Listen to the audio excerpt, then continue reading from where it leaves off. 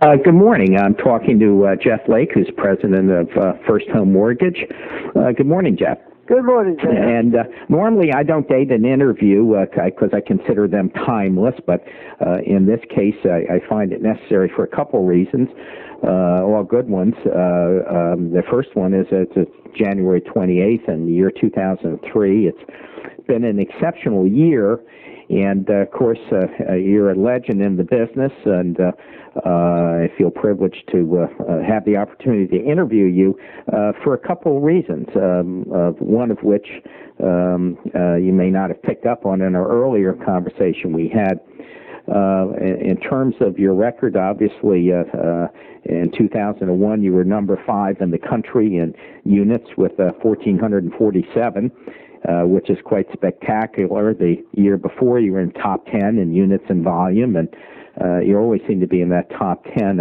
And I had lunch with Rod Flowers from SunTrust a couple of weeks ago, and he said he's going to do over 1,600 units this last year, and I assume you're probably going to be way up there, too. It really was an exceptional year.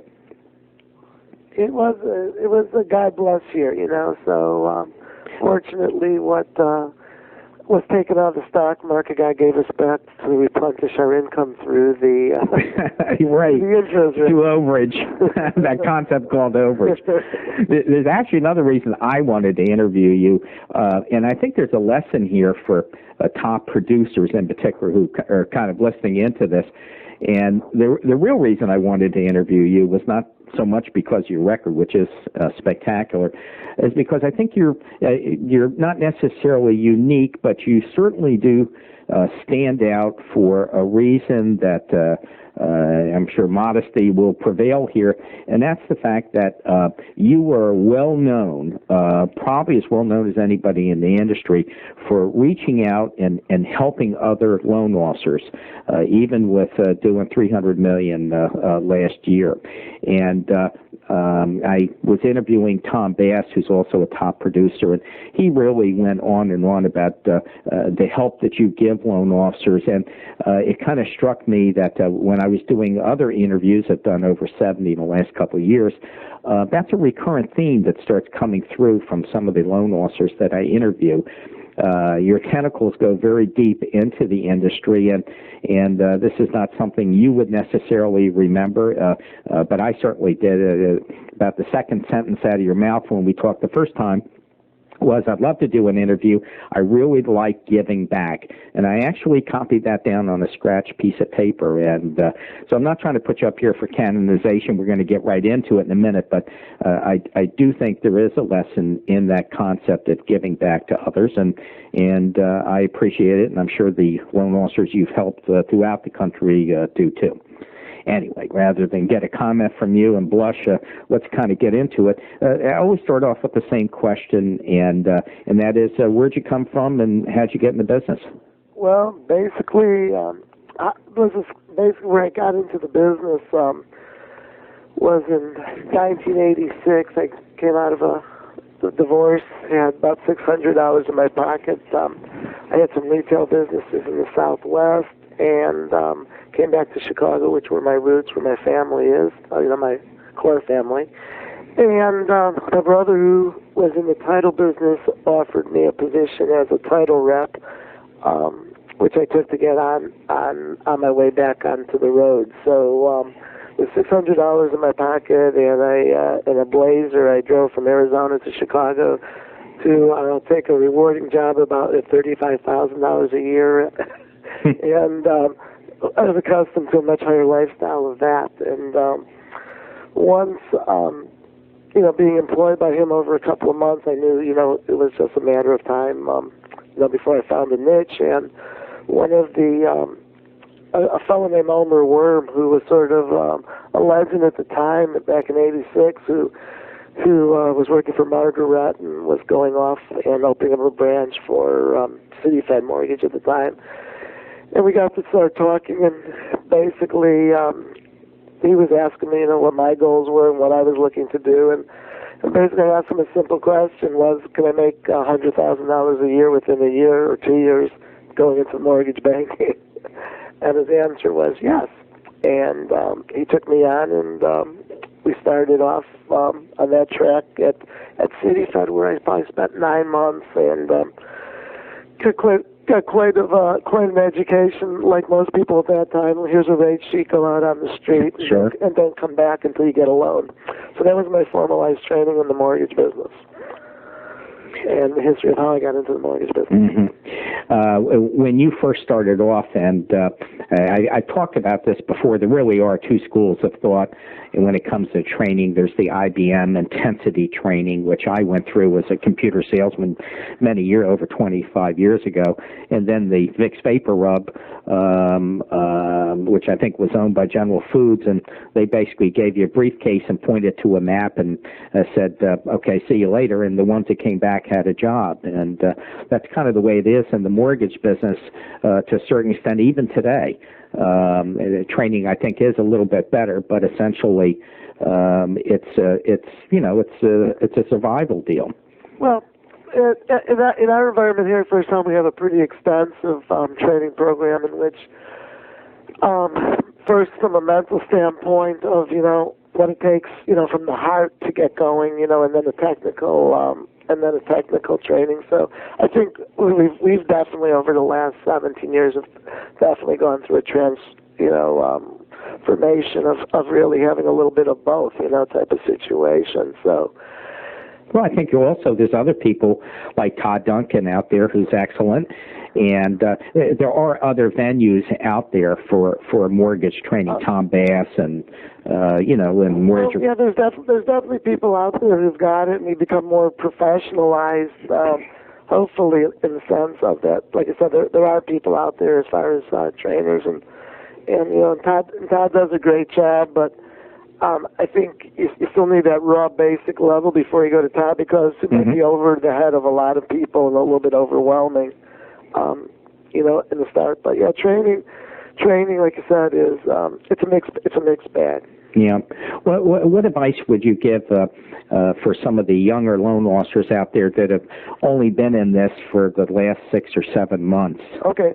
Well, the first 6 or 7 months really is an unfair statement, because put it in unless you're dead, you could just create business in the environment that we're in, no matter whatever your qualities are, A, B, or C. I think it's unfair, because if you can't be successful to whatever your means of success is, with rates in an environment of 6% or less, it's hard. But my advice to guys who want to make this a profession, not just get in it and get out, in the last 6 months you see car salesmen, insurance agents, anybody who's looking for the quick buck, get in here and, excuse my expression, do abortions on people, basically, as far as how they handle them and treat them, and don't understand what a meaning practice in business is. But if somebody's serious and wants a real career and grow in the business, what I would do is link up with somebody who has been in the business, who has an overflow of business right now, and mentor underneath them, and learn just not how to take a nap, but how to treat people, and the whole philosophy of client for life and retention of your client base, and learning what's really important to people. I think that the most thing is to make maybe a little bit less, but through volume you'd be making a lot more, and for your career you'd be making a huge quantum leap by learning from some of the best people right now who have those practices. Sort of just like a doctor, intern, residency, then you go out on your own. It's a perfect time right now to do intern and residency with somebody who's been in the business a long time. Yeah, and I've been in the business 28 years and have been through some pretty serious waves when I was an originator. And you're right, these are one of these times where things are so good you can kind of forget the fundamentals, and the most fundamental one being customer service and creating that value, as you say, a customer for life. Right. I wonder if you go in a little bit deeper on that, and it's a nice concept and certainly a valuable one, but in as far as some specificity and putting it into practice, I wonder if you go over a couple things that your loan officers would do, for example, to do that. Well, basically, part of my whole whole philosophy is that we work on retentions of clients rather than acquisitions, okay? And Amarillo Slim said it sort of the best, that way I can explicitly know, that you can share a sheep for life, you only can skin them once, wool grows forever. And so great, I love that. So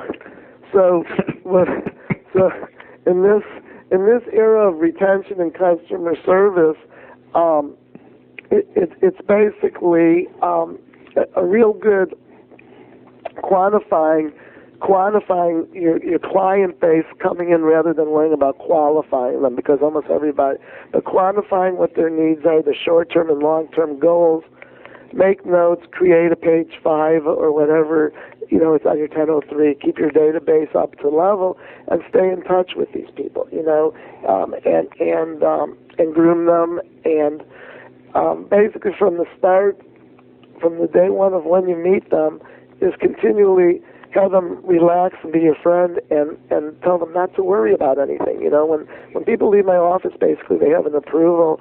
We set up, the closing date, and tell them the only thing that they really have to worry about at this point is to look for people who are similar to themselves, to send them our way, so that way that they'll get the type of service. Now, the type of service that we give and the type of way we do business is, I call it a cross between Nordstrom's and Walmart. Okay, is that the client is is sort of more the man of the gold, and what we try to do in a refinance thing is that there's no attorneys, there's no escrow agents, there's nobody involved, and the clients, a lot of them, really don't have a clue to what's really going on. They don't understand escrow, they don't understand tax holdbacks, things of natures of when they were purchasing the house, the attorney or the escrow agent had basically smoothed over. So there's a lot of uncertainties and misunderstanding. They think they have they don't understand what the difference between a principal balance is and a payoff letter is. Like, well, why does my statement say I owe $100,000 and the payoff letter is $102,000? So what we do is we educate them from the start and explain to them the difference between a no-cost refinance and rolling the cost of the cost into your mortgage. So what we do is we educate them, we take them, we hold their hands, and I have a customer care person who basically follows them through the process, maybe as a 6-week process of in which she explains the stuff to them, she's accessible to them, and then before they go to the table to sign the documents, 3 days before, we have the payoff letter and everything, and we reiterate and go over all the numbers and how we arrived to that loan amount, so that way it's a smooth, easy, it's widgets coming in and widgets going out type of format, so that way at the table, when they're signing the documents, there's no misunderstandings, there's no I'm supposed to escrow, I'm not supposed to escrow, why is my loan this, why is that, and the title companies really appreciate doing business with us and really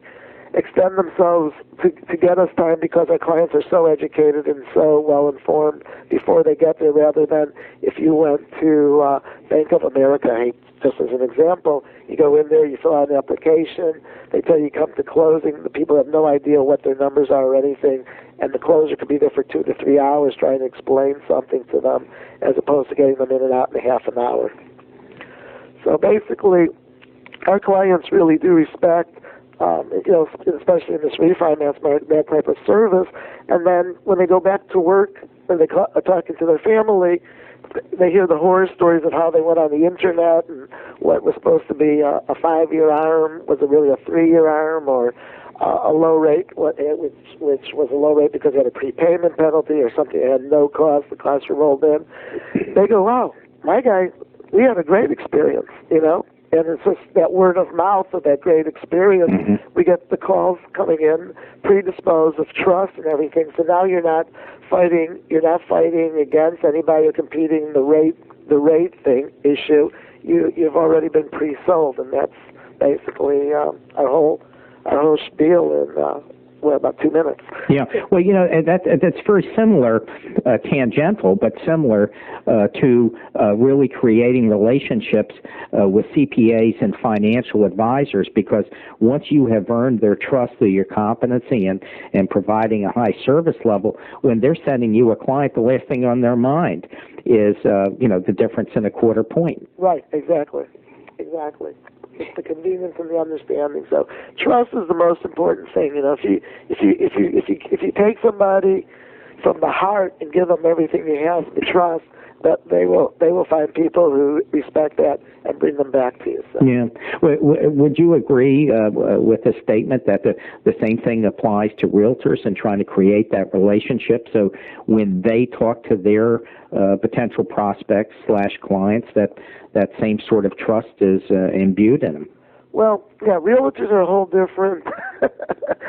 the top notch, which the people that you want to do business with as far as real estate agents, that's 100% true. The low maintenance, that's a low maintenance, high profit real estate agent. The one who's not going to take anyone in the car, not show them a home until they've already pre-sold you to their client. As you basically, they're not going to operate unless they come to me and I look at the X-rays to make sure that they're okay. You know what I mean? Mm-hmm. So that is 100% true. If you can create that type of relationship and find those realtors, and fortunately enough, my business is, when I was doing 10 years ago, when I was doing maybe $60 million a year, I probably had 30 agents refer me business. Now over and we're doing this year over $300 million again in closings. I have maybe 10 or 15 agents refer me business, and that constitutes 30% of my business. So you know what's interesting? I was actually was not on an interview, but I was having lunch, as I said, with Rod Flowers. For those who are not familiar with him, he's one of the top producers up there at your level with SunTrust, and we were having lunch, and he was telling me that he still gets out there, he still calls on realtors. He says there are the ones that are going to turn over on you, but essentially he said the same thing. He said, why should you waste your time on realtors who may send 1 or 2 deals a year to you? What you need to do is get up and develop relationships with the people who are the real producers. Real producers and real mindsets. I have 1 or 2 agents that, what you call a real producer. How many, however you classify. But a couple of those of that small number, maybe 2 or 3 of them are just $2 or $3 million producers, which I think, to have a decent living, you have to do that much as an agent. But they really are, but they understand the mindset of how easy I make their job for them. You know what I mean? So some of the highest producing, there's one lady here in Chicago who is always in the top 5 in RE/MAX, who I won't do business with anymore at my choice, okay? Because she just never got it, and she still never gets it. She works, 24/7, and she expects you to carry a pager and very demanding, and even though she's in the $40 to $50 million range and probably could give me, or one time she's giving me $12 to $15 million a year in business, I just walked away from it because it didn't fit my modular, and it upset my balance and my way of and my lifestyle. So not always necessarily that top producer is one who's going to get it, type of situation. So there's some silent, little sleeper ones that are good, and the best way to find out about those are from other agents who have the same mindset, who'll call me up and say, Jeff, I know you basically have a closed practice, but we have Susie Q here, and she is such a sweetheart, and I know you guys are going to get along with her. Would you take some time and talk to her on the phone? Mm-hmm. So there are some sleepers, but don't always. Sometimes the dollar doesn't equivalent to the maintenance and the quality of life and don't change your standards to meet their standards, type of situation. Have you seen the realtor business change over the last 10 years? I mean, the obvious one, of course, is the fact that a lot of these are becoming closed offices. But I wonder if you just go into that a little bit, what loan officers can do specifically to get realtor business. Well, what loan officers can do is basically first do their homework. First, you have to research what you're going after, right? You just can't cold call like the old days, with bagels and donuts and that, like you said, because a lot of these offices are closed. They have relationships, descendants with the Caldwell bankers and others, many others are like that. So what they have to do is basically pinpoint if they have nowhere to start with, as far as and if realtors are the way to go, which I really don't think that is the way to go right now, is to check the MLS listings to see who's doing what, as far as volume, like you said. I would go in the middle, in the intermediate level, not to the top, not to the bottom, somewhere like in the middle of the road agents who are accessible to their mindset of do they want to take their business to the next level, and then set up an interview with them, by call or whatever, and finding out what their needs are, and finding out if they can provide anything if their needs are. The cross-selling and all the other things that are out there now, home scouting, Arch, voice, Epifact, or I forgot what they call it. Epifact. Yeah. All these things are tools in which we can use, Arch system. So, that the agents aren't willing to have. So you better come with your pockets full with marketing ideas on how to cross-sell each other and bring value there. There's a lot of times the biggest mistake that new loan officers do is that they don't take the time to quantify the people. And one thing that I always believed in, which is part of my success, and there's only three things, and this goes with realtors, and you gotta look as realtors as clients just as they are. Same thing as someone getting a mortgage, you have to look at them the same thing. They can get what they can expect, they can be disappointed, or you can really wow them. But without knowing what their needs are, a lot of these loan officers come in and go, well, I can give you 24-hour this, and I can do this, and I can do that. And none of that might be important. So one of the main questions you ask the realtor is, what's important to you? And by doing this, this is sort of goes against the grain, which is a lot of times is what I do, is go against the grain of the normal thinker, is that you hear everywhere is to raise your standards, raise the bar. You always hear that, right? Mm-hmm. Well, in our business, I believe you lower the bar. And what I mean by lowering the bar is you find out what the expectations in an interview of a real estate agent is, or with or with a borrower, and meet their needs. So if they say, well, this is what's important to me, then you can just structure your business around them. So 24-hour approval doesn't mean anything to them.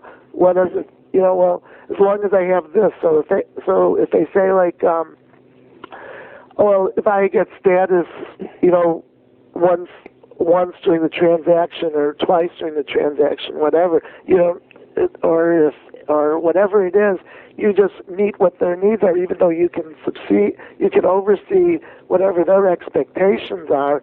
A perfect example is a borrower. You ask them, when would you like a commitment by? And they go, 2 weeks. So you go, that's fine. So if you call, and I know I can do it in 3 days. So if you call them 7 days from now, did you wow them? Yeah. Mm-hmm. You know what I mean? Because you already beat their expectations. But if I told them that I could get it done in 3 days, and for some reason we got backlogged, and it did take 7 days, now what happens? I disappointed them, and they walk away. Okay, another brick in the wall type of situation. Right. So basically, in that situation, to a new loan officer or to anybody, is to quantify the people's needs, and then do mediocrity. It's sort of like I do this analogy, why is McDonald's successful? Because their food's good? No, it's because you know what to expect, the consistency levels there. So if you can deliver the consistency to what your referral source or what your borrowers are, I think they respect you a lot more And if you come in there and make you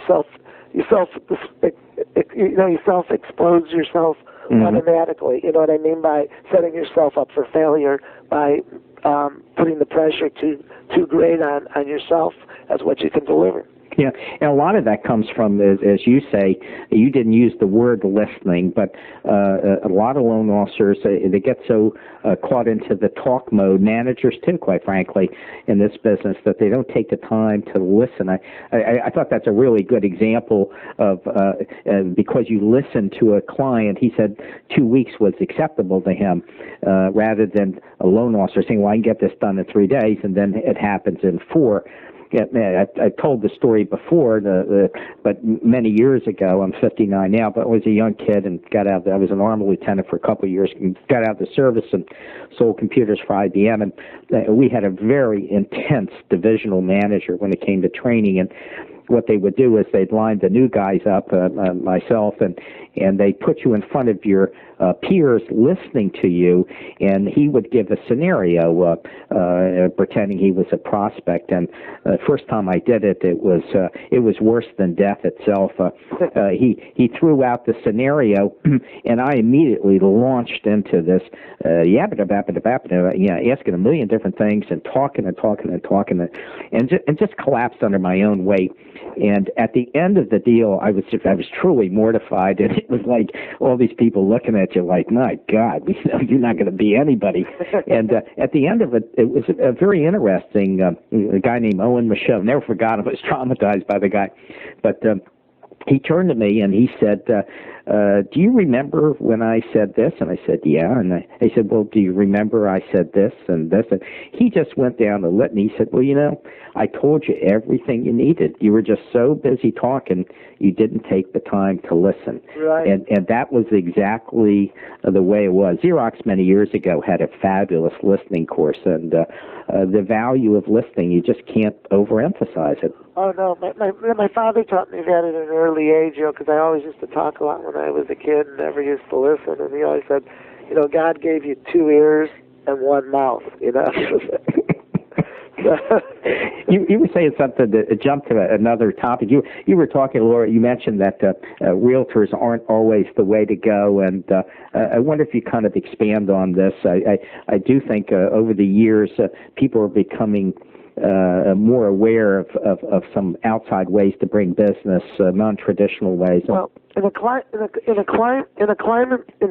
like this, where there is so much potential business everywhere. Okay, of course you want to build different pillars, but how you can backdoor to realtors is that some of the newbies that we have is I explained to them in my couple of hours of training that I participate in, is that pretend that if you were having a wedding, okay, write down 100 people's names of who you'd invite to the wedding, right? Because these are your friends and closest people. And make a phone call to these people, besides sending out an announcement and everything, that, you are in the mortgage business now, and that, 1, can they use your services as far as refinancing, and B, do they know anybody else? And 3, if they have anybody that they know that's related in some kind of field, like you said, a financial planner, an attorney, or a real estate agent for an endorsement. So by building a family tree of people that influence your life or who you think the most of, you're going to get the most cooperation for the door to open a lot easier. And that is, that's the basis of how I would build a foundation of getting referrals right now. Mm-hmm. What about for some of the loan officers who've been around for a couple of years, never been through one of the really downturns, and you and I know when they happen, they're usually pretty quick, and within a month the world just turned upside down. What about preparation for something like that? What would you do in terms of getting non-traditional business like CPAs and some of the other groups, attorneys? Well, again, this goes back to the page 5 of the 1003, where you get more information and keep a database on your clients. And do you have some of the questions that we ask when they come in? Do you have a CPA or accountant? Do you have a financial planner? is it all right if we can contact them to share to make sure that this is the right program for your long-term and short-term goals and needs? That's great. So so that is one way where you can always do it. And then a lot of these guys are just blown away that that traditionally they know as much about mortgages as the client does. It's like, well, John, did you know that? And they really haven't kept in touch with their clients either. I used to always, and I've really slipped. And I'm admitting this is sort of. There's real people in this business and there's pretenders, you know what I mean? And I used to always do this. So, now if I say this, I'm sort of pretending a little bit because of the quantity of my database. But I used to have a formula where when my database was under 1,000 people, I used to call 4 of these people, 4 of these contacts, either my client or this, every day for no reason except to say, hey, how are you, type of situation to get business. So in a business like in a business climate like now, when you have just people basically lining up to come in, this is the time to gather all this information and go to these people and separate yourself from the rest of the pack by especially financial planners. They're just unbelievable. Where you want to work with them to, because we're handling their largest obligation they have in their lifetime of debt, of liability right now. So what we want to do is manage their money and position the people in a way in which we put them in a loan that's going to perform, where maybe they have options, interest-only loans type of situation, where now you want to pay down your loan as fast as possible, but 3 years when returns on money will be higher, you can show them that they built in the equity in their house this way, and now you can start investing the money, or with money or shares in mutual funds and being low, that they can take the $700 that would be going towards interest on a traditional amortization loan. They could be buying shares to build up their portfolio again. So there's so many different ways you can work it if you really want to work it right now and cross-sell around. But again, it's quantifying I keep using the word quantifying your borrower when they come in to get the information and from them about them and get to know a little bit. And like you said, listen to what their needs are and ask them the right questions. And they'll point you in the right direction. Then it's up to you, to make the contacts with these people. Because if I'm calling a financial planner, he doesn't know who the heck I am, he's going to take the call. He's happy to hear from somebody. You know what I mean? Mm-hmm. And you call up and say, well, this is Jeff Lake, and I was referred by Robin Feathers to contact, Mr. Smith when, you go through the guard dog, or the receptionist. Well, he's going to pick up that phone, just like I would if he referred me to somebody, because you know who I am. Right, exactly. And getting around that guard dog, it's real easy in that situation because you're calling up and you're invoking one of his clients. Right, and I'm just asking for more information so I can help him out better in the future. So it's a great way to build the family tree, so to say. You're going deep. You're not going horizontally. You're going vertically deep with that client, so that client can bring you 4 to 5 leads a year. What are some of the tools that loan officers ought to be using? A couple of them you mentioned. I know I was talking to Kurt Warner from March Telecom less than a couple of weeks ago. We were talking about call capture and how effective that is by giving call capture to realtors and paying for it. Because when the phone calls come into the realtors, right away that loan officer is getting that phone number. Right. He's getting early, as you say, you're getting way down deep at that point. You're right at the process. Right. Well, I which is similar to the ARCH system. I think that's basically what that is, right? Isn't it? Yeah. Mm-hmm. So, the one thing depending on the real, I had done that maybe 10 years ago. Okay, and what I found out is that the call capturing part of it is I gave back. I set up the numbers and everything for them, but I let them screen them out to see if they were really, because you got so many cellular numbers and bad numbers and things, and the one thing about those phone numbers are that if you don't call them instantaneously back within 24 hours, they're sort of lost, their excitement, the adrenaline's gone type of situation. So when you ask for what type of things are out there, it depends on what you're using. when the basic thing that works the best right now is the Real Voice, the Up Effect. It's for my agents who used to do traditional marketing in their farms and stuff, as a tool in which well, if they're doing farmings and listings instead of just sold, just buys, they're going out to the farms and voicemailing those farms at 123 South. This is Jeff Lake with Remax, and I just like to let you know that I just listed 123. If you know anybody who's interested in moving in our neighborhood, would you please have them give us a call? And then when you sell the house, that type of situation. The other thing is using the Real Voice system for if you've been farming first-time home buyers in rental units. You can say, for the amount that you're renting, I can put you in a home that I have that's geographically desirable to the location for the same price you have rent, type of situation. Mm-hmm. So my agents, I'm having them do more of the work and screening them out, saying, Jeff, I think I've got a live one here for you, and then they call me back rather than me digging through those numbers, and sending them to them. So it doesn't tie up my staff. They're all excited. You know what I mean? Yeah, right. Sure. And then they send them to me. I get them approved and then send them back to them and read them out that way. Mm. So all the numbers that I make are people that are expecting my call, because they've already screened them, which makes it a lot easier to get through. And then we're weeding them out for them. So it's a paradigm shift. You know what I mean? Rather than.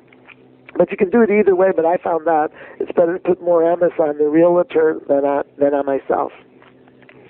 As far as screening. As far as screening, yeah. Right. Mm-hmm. Mm-hmm. I'd like to transition to one final area, and then we're getting towards the end, and that is how you personally relate to your staff in terms of processors and underwriters, and what you do to kind of bring value to the client via your staff. Okay, well, via my staff is that, like I said, when 9 out of 10 people who come in walk away with the approval subject to an appraisal if they've already found the house. If they haven't found the house, it's still subject to an appraisal because they brought everything in. And when they come in, we run them right through DU or LP automatically. So the value there to the staff part is, it's instantaneous. So we have. And people who come for the day field trips to my office, they're just amazed by the amount of volume because, they're saying you did 6-7 apps, you got your 3 processors outside my door, and there's very little phone calls. There's no ringing of the phone, because there's, as I tell my clients, no news is good news. You call us when you have a place or all approved. So, but the service that we give them is basically, so there really isn't much contact. We might only hit the client three to 4 times in the whole transaction. Once an application, once when the appraisal comes in, it tells them it's okay. A day or 2 before closing to give them the numbers and any cleanup they have, and for post-closing 2 to 4 weeks after they close, an outbound phone call to ask for referrals and ask for a little critique on how did we do everything okay? How could we do it better? So the services that they have, if they have any, I'm pretty much accessible to everybody. I don't have the assistant who blocks them, in front of me. You know what I mean? I give them a direct line into me if they have any questions pertaining to any concerns that they do have, and so we have a real, I don't know, so to say, non-chaotic. I've been sometimes sent on assignments to go review people's places, and it's like chaotic. The phone's ringing 100 times because I think the person up front, the borrower, was never informed of understanding how the process works. Was never, told where they stood or what they stood in, and had not a clue. But we give them a book with everybody's picture in it, and here's step 1, step 2, step 3, and step 4. And like I said, really, unless something out of the ordinary occurs, you lose your job or something to that extent, then your house burns down. We've had some of those. You know what I mean? There's really no need for contact. You know, type of situation. Yeah, I know Rod Flowers feels the same way, and he takes every single phone call that comes in. I mean, and as he said, I said we were talking. He said, well, you know, sometimes I do 5, 6 loans a day, and I said, geez, you know, because I did, it was originating in the old days where everything was much more labor intensive, and you didn't have DU and LP, and I said, well, geez, how can you do that? And he says it's real simple. He said sometimes you just talk to people 5 minutes, and it's all in the preparatory work, and which is exactly what you're saying. And I think the lesson out there for loan officers listening to people like you that would like to get to that next level, these are the sort of things that you need to do. Right. So many times loan officers, when I walk around our building, especially, I kick them to get off the phone. You know, they talk too much. Yeah, right. Yeah, you got it. Well, look, I think this is a good point to end this. I want to thank you so much for taking the time not only to talk to me, but through me to that audience out there. I think I was talking to Tom LaMalfa, who owns Wholesale Access. I believe he told me there's about 89,000 loan officers out there, and as you say, there's a huge group of loan officers that at some point you and I know are going to get cut down to size at some point. We're not sure when it's going to happen. This is true. Oh yeah, but anyway, I don't want to leave it on that note. But I want to thank you so much, and it was certainly great talking to you, Jeff. Thank you. Great. Have a nice day. Okay.